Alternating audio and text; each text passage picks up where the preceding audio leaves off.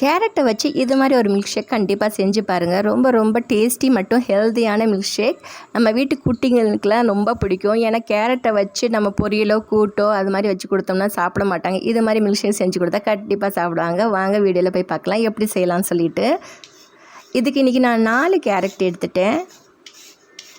இது மேல் தோலெல்லாம் நல்லா சீவிட்டு நல்லா வாஷ் பண்ணிவிட்டு நல்லா கொஞ்சம் கட் பண்ணி போட்டுக்கலாம்.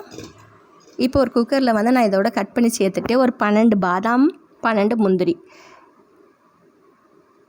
இதோட ஒரு டம்ளர் தண்ணி சேர்த்துக்கிட்டேன்.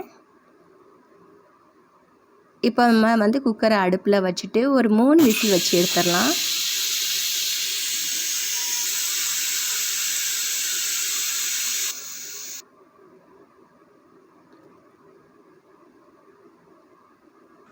இப்போ நல்லா குக் ஆகிருச்சு. ஸோ ஒரு நைஃப் வச்சு இது மாதிரி குத்தி பார்த்தா நல்லா குக் ஆகிருச்சு. 3 விசில்லே குக்.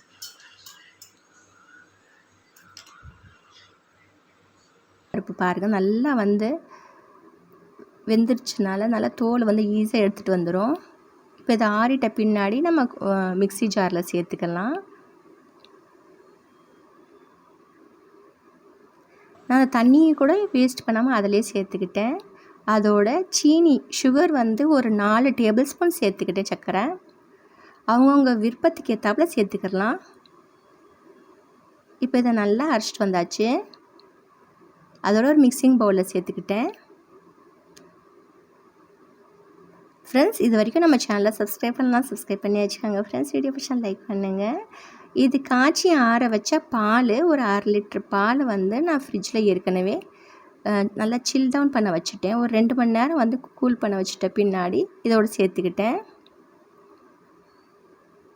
இப்போ இது நல்லா கலந்து விட்டுக்கலாம்.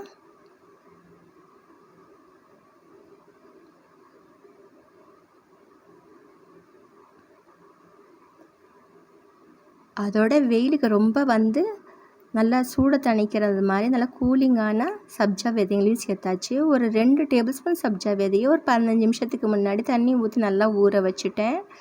அதோட பாதாம் பீஸ்னு ஒரு 3லேருந்து 4 பாதாம் பீஸ்னை வந்து தண்ணி ஊற்றி ஒரு 5 மணி நேரத்துக்கு முன்னாடி ஊற வச்சுட்டு நல்லா பாதாம் பீஸ்னு இது மாதிரி நல்லா உப்பி நல்லா சூப்பராக வரும். இது குடிக்கவுன்னா அவ்வளோ நல்லா இருக்கும். நல்லா குளுகுளுன்னு இருக்கும்.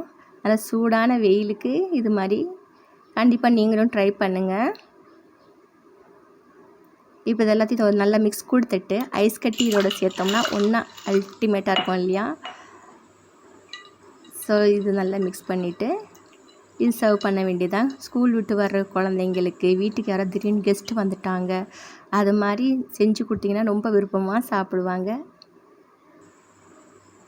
ஓகே ஃப்ரெண்ட்ஸ், நீங்களும் இதை ட்ரை பண்ணுங்கள். தேங்க்ஸ் ஃபார் வாட்சிங் and take care. Tata, bye bye.